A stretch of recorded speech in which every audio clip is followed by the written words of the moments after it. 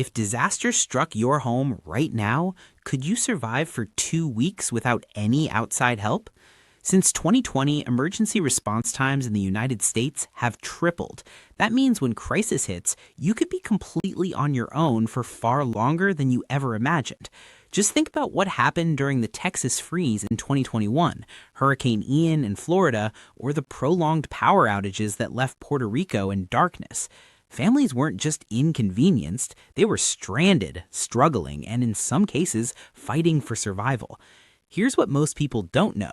FEMA has completely overhauled their disaster preparedness guidelines for 2026, and the changes are shocking. The old advice about keeping a 3-day supply of food and water, that's not just outdated, it's dangerously inadequate. In this video, I'm breaking down the 12 critical items that FEMA now says every single household must have to survive modern disasters. Welcome to Food Decider, where we help you make smarter decisions about survival, preparedness, and staying resilient when it matters most. If you want to protect your family during the unexpected, hit that like button right now and subscribe so you never miss life-saving information like this. All right, let's dive into what could literally save your life. Let's start with the absolute foundation of survival, water. For years, FEMA told us to keep 3 days worth of water, 1 gallon per person per day. But here's the reality that disaster responders have been screaming about. 3 days isn't even close to enough. During real crisis situations, neighborhoods have gone without drinkable water for 2 weeks, sometimes even longer. The revised thinking from FEMA is clear. You need at least a 2-week supply, with a month's worth being ideal. But it's not just about how much water you store, it's about how you store it. Those cheap cases of bottled water you picked up at the grocery store, they're a terrible long-term solution. Plastic breaks down when exposed to heat, which can degrade the water and potentially make it unsafe to drink. What you need instead is food-grade, durable storage. Think blue 55-gallon barrels or stackable water bricks. Yes, they cost more up front, but the cost per gallon drops dramatically. The storage stays reliable for years and your water remains fresh and safe. Now, here's what most people forget. Water runs out faster than you expect, especially if you're using it for cooking, cleaning, and sanitation. That's where purification becomes absolutely critical. Modern preparedness means owning robust water purifiers like the LifeStraw family or a Berkey filter. These systems can turn questionable water sources, rainwater, stream water, even that murky pond down the street, into life-saving hydration. When your stored water is gone and help still hasn't arrived, a quality purification system becomes the difference between survival and catastrophe. Next up is food, and this is where most people's preparedness plans completely fall apart. Emergency food isn't about surviving 3 comfortable days. Recent disasters have shown us that grocery store shelves empty within hours, not days, hours, and restocking can take days or even weeks. You show up thinking you'll grab some canned goods and bottled water, and you find bare shelves and chaos. This is why freeze-dried meals have become the gold standard for emergency food supplies. They're nutrient-rich, calorie-dense, incredibly long-lasting, and they don't require refrigeration or even cooking in many cases. But here's the key. You can't just stock up on granola bars and crackers and call it a day. You need food that truly sustains you, food that's nutritious, ready to eat, and high in calories. Plan for roughly 2,000 calories per person per day and stock enough for at least 2 weeks. That might sound like a lot, but when you break it down, it's manageable and absolutely essential. A proper emergency food supply isn't about comfort or gourmet meals. It's about stability, maintaining your sanity, and most importantly, survival. When the stress of a disaster is crushing down on you, knowing you can feed your family removes one massive source of panic. Let's talk about communication, because this is something people dramatically underestimate. When disaster strikes, communication systems are often the first thing to fail. Cell towers lose power, networks become overloaded, and suddenly that smartphone you rely on for everything becomes a useless brick. This is exactly why FEMA now recommends that every household owns a multi-band emergency radio. We're talking about radios capable of receiving NOAA weather alerts, AM and FM broadcasts, and even shortwave transmissions. The models FEMA recommends come with hand crank charging, solar panels, and USB ports, ensuring you stay informed even when the power grid is completely down. During disasters, these radios have been literal lifelines, guiding survivors to aid stations, medical sites, and evacuation routes when everything else failed. But here's the crucial part that nobody talks about. You need to familiarize yourself with your emergency radio before disaster strikes. Program in your local emergency frequencies right now. Download or print resources that explain how to access emergency broadcasts when the networks are down. The middle of a crisis, when you're stressed and scared, is not the time to be reading instruction manuals. Survivors consistently report that the simple act of knowing how to use their radio saved them when chaos erupted all around them. Now we need to address something critical: medical preparedness. Here's a harsh truth. During disasters, hospitals become overwhelmed almost immediately. Wait times can stretch to 12 hours or more, and if roads are damaged or impassable, professional medical help might be completely unreachable.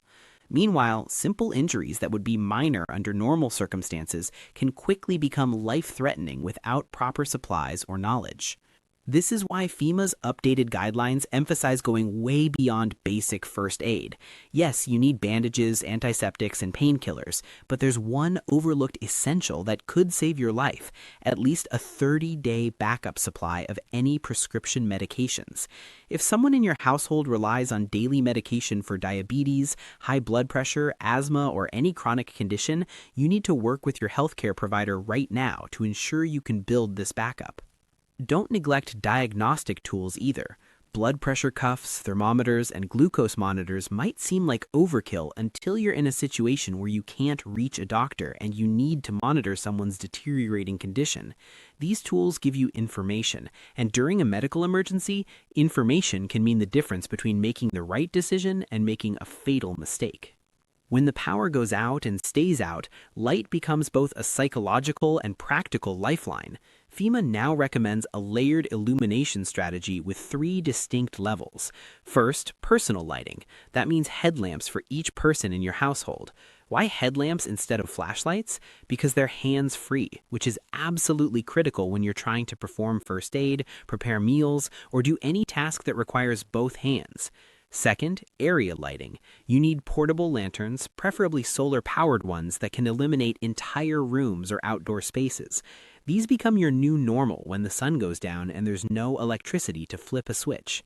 Third, emergency beacons. High-intensity LED lights that you can use to signal rescuers when other methods of communication have failed. Here's the power strategy that most people miss. Have both rechargeable and disposable batteries on hand, and use solar power wherever possible. Plan for redundancy, because batteries drain faster than you'd ever anticipate, especially in cold weather. When you're sitting in darkness, wondering if help will ever come, having multiple backup lighting options isn't paranoia, it's smart planning that keeps you functional and sane. Your home is your primary shelter, and making it disaster-proof could save your life. Keep heavy-duty vinyl tarps, duct tape, ropes, and bungee cords readily accessible for quick repairs. A tarp can patch a damaged roof, seal a broken window, or create emergency shelter. But you need to know how to use these supplies before disaster strikes. Stock basic tools and actually learn how to deploy them. Watch videos, practice setting up tarps, and get comfortable with the equipment. Here's something that saved countless lives during recent wildfires: creating a safe room. With plastic sheeting and tape, you can seal off a room when air quality is compromised, whether from wildfire smoke, chemical spills, or even pandemic situations. Families who created these sealed spaces had a zone of clean air when evacuation wasn't possible or safe.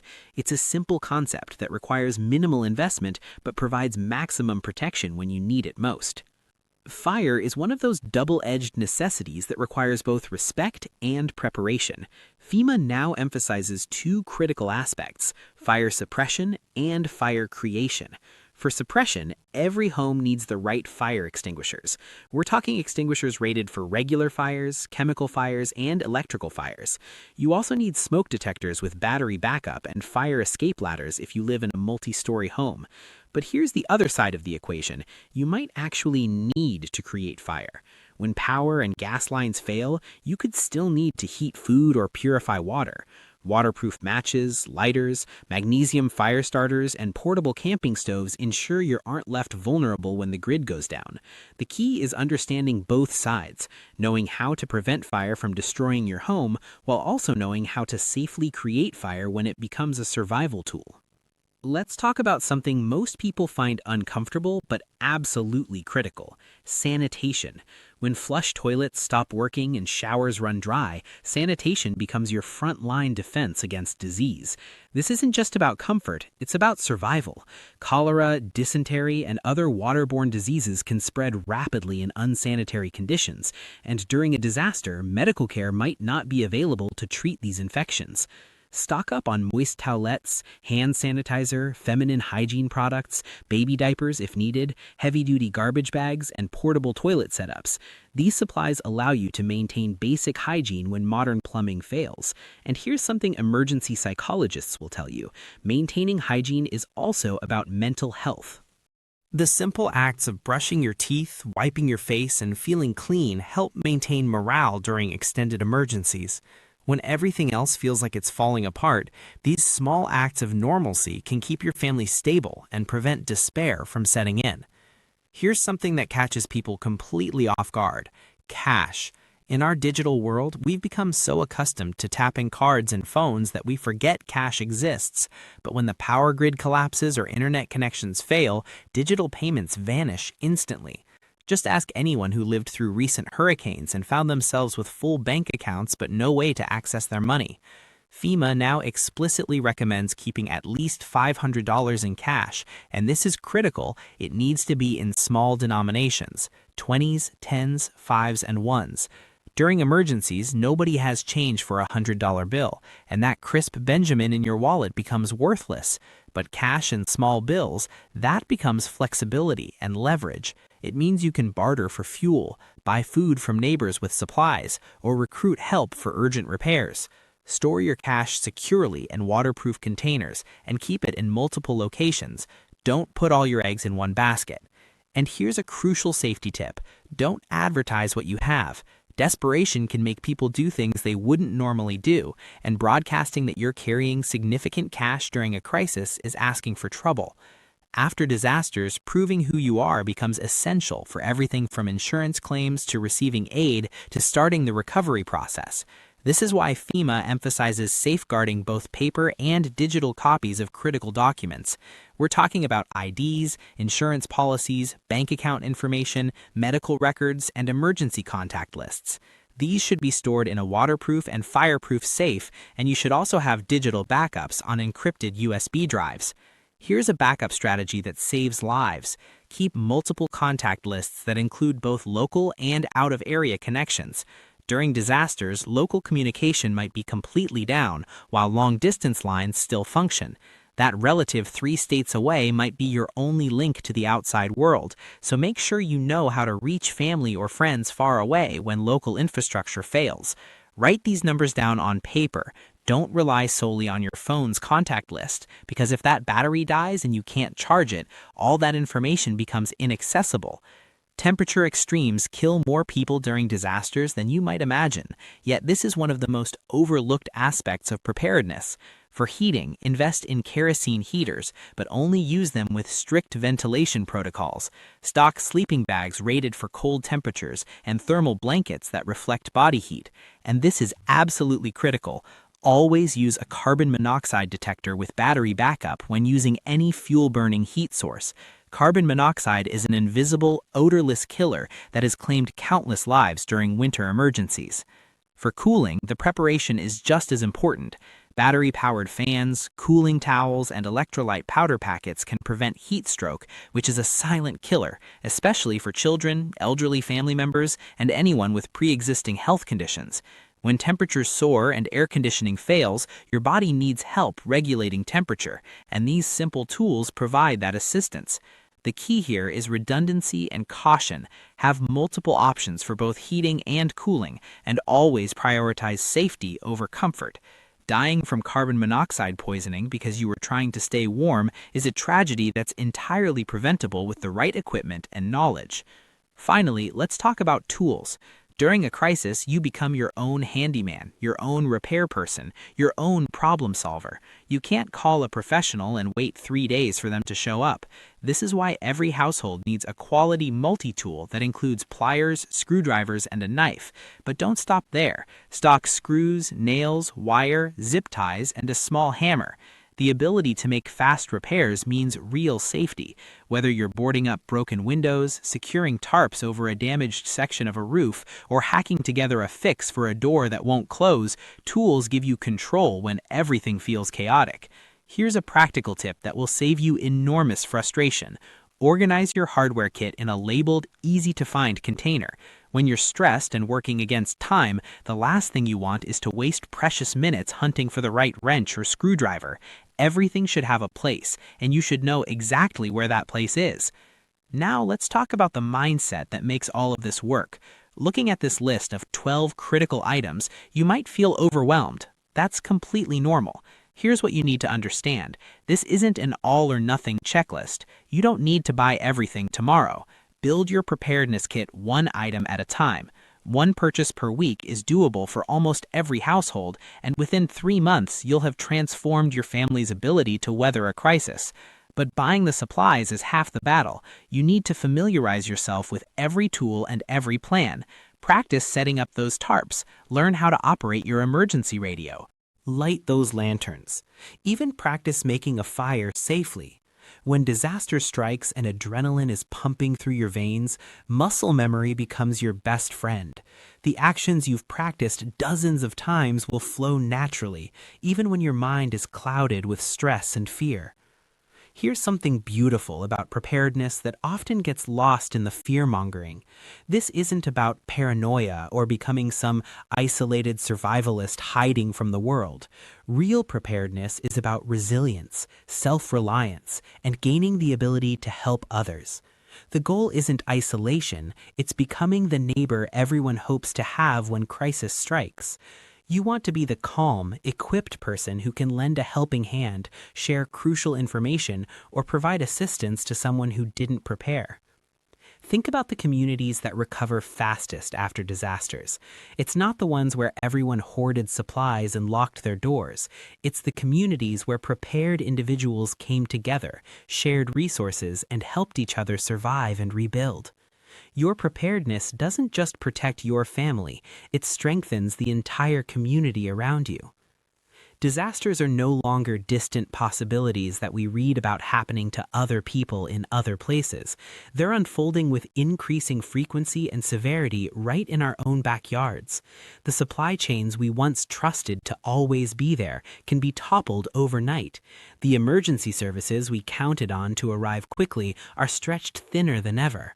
Being ready isn't optional anymore. It's both a personal responsibility and a commitment to your family and your community. So start today, not tomorrow, not next week, today. Look at these 12 critical items and pick one to tackle this week. Prioritize based on your specific situation and location. If you live in an area prone to hurricanes, maybe water storage and shelter reinforcement come first. If you're in wildfire country, focus on air quality solutions and evacuation planning. Make the list your own, but make progress. Learn everything you can. Watch videos, read guides, talk to people who've been through disasters. Knowledge weighs nothing and takes up no space, but it can save your life. Practice with your equipment until using it becomes second nature. Over time, you'll build something invaluable, the confidence to meet any crisis not with fear and panic, but with readiness and resolve. Your future self, the person who might face a disaster next month or next year, will thank you for the work you do today. Your family will thank you when they're safe, fed, and secure while others are struggling. Your neighbors will thank you when you're able to help them in their moment of need. If this video opened your eyes to the reality of modern disaster preparedness, do me a favor, subscribe to Food Decider right now so you never miss information that could save your life. We're here to help you make smarter decisions about survival, food security, and staying resilient no matter what comes your way. There's another video on your screen right now about essential survival skills that complement everything we just discussed. Go watch that next and continue building your knowledge. Stay safe out there, stay prepared, and remember, the best time to prepare for a disaster is before it happens.